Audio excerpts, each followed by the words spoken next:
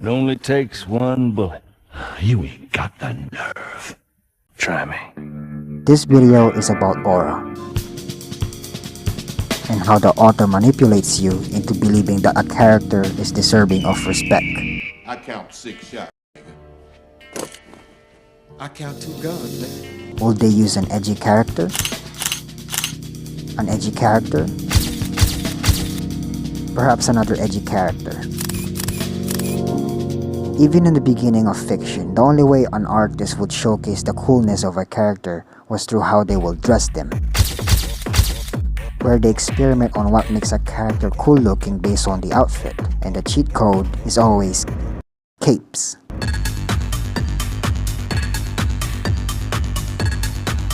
Capes that will make you look like a king, heroic, a most efficient way to draw actions and how the wind hits them, giving them the cool look from afar. People remember how cool they look on a character, to the point that you immediately forget how unnecessary they are sometimes. That their only role in a character's wardrobe is to make them look glamorous when they walk, when they drop down, and when they just sit still, making them somewhat important than they actually are. Which brings us to edgy characters.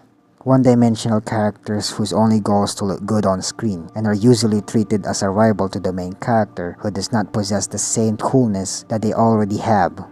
Until they do. That we would love them more because we both saw them when they were corny and when they are now cool. Jump to Lee by Ackerman.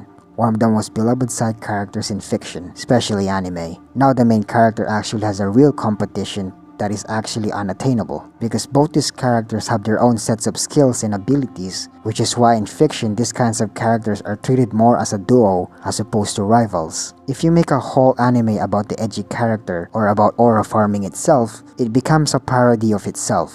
Every story manipulates you. It tells you where to look, who to fear, who to admire. That's not the problem. The problem is when a story asks for admiration before it's truly earned. You can't exactly say that Song Jin-woo or Gojo Satoru has an aura because the author said so. That's really insulting to the reader, because aura is not something that the characters in the show feel themselves, but the reader too. You cannot project that idea into a living person. Just because they give this character the status and power that they are deserving of respect, that every character in the show feels their aura, doesn't mean that the reader should too. A character needs to also learn not to treat themselves seriously. When a character is always on edge, you're telling the reader that there is nothing special about this character. That's why you have to make Levi smile a little, so that it makes you learn more about him. But since he is a side character, he remains an idea. And that's subtlety, the art of reclusiveness.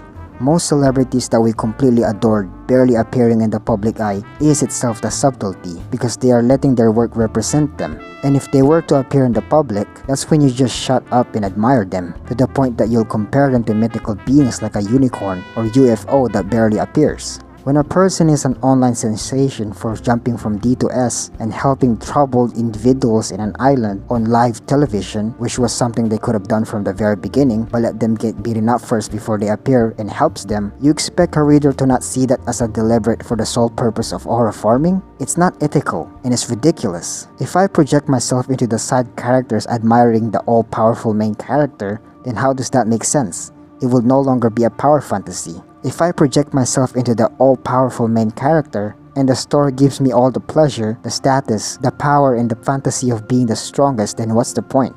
What's the consequences? What's the lesson? A total waste of time.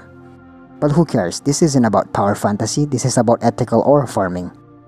It isn't an interview for a job to be put on a wall of people with aura. It's to introduce a character, slow burn my way into knowing them, and give them hype moments to release the climax of why this character is deserving of respect.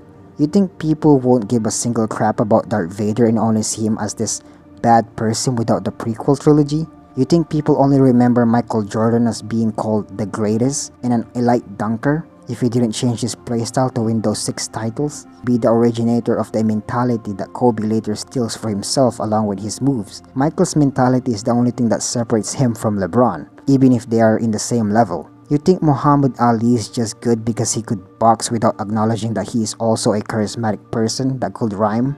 A character whose main purpose is to aura farm like Song Jin-woo fails at that because he is still the scrawny kid where despite all that power, his etiquette didn't grow at the same pace, who is still chasing the same superficial thing we do when we're immature, which is being recognized for our status. Would we feel the same way about Michael Corleone, the college boy who didn't want to be part of the mafia and ended up being part of it anyway? No. The story introduced us to his character. Sure, he was mature, unlike his brothers, he had a proper education and went to the military. But he wasn't the central attention of the movie. His father in the family business was. He was smart and fearless, that's why he was deserving of being the next Don. Not because he wanted to, but because he had no choice. His own father was about to be assassinated. He was proactive. And proactivity is reliable. And reliability is the best way to gain the trust of others, including the readers. You know someone else who has a choice? Walter White, who lets his own ego get the best of him. So now he has to live through the entire story facing the consequences of it, but he's smart so the story stalls in a good way. Aura is just the respect you have for the person, and respects are earned. And respect should be accidental. When The Godfather was released, it changed the playing field of where coolness came from. Back then, cowboys were the epitome of masculinity and what it means to be cool. During the 1950s, Hollywood released over 100 westerns per year, as well as the help of the 1954 campaign by Leo Burnett called Marlboro Man,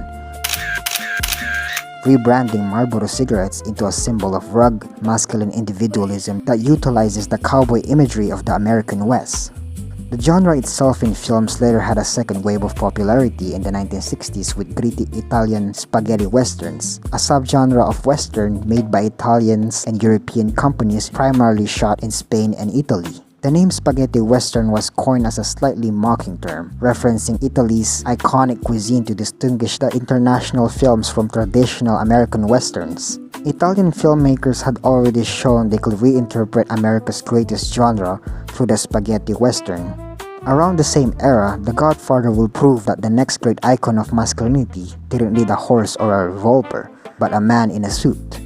One kind of coolness is built from iconography, another is built from characterization. The audience isn't told to admire the character of Michael Corleone, they're made to witness the chain of decisions that create the man they end up respecting or fearing.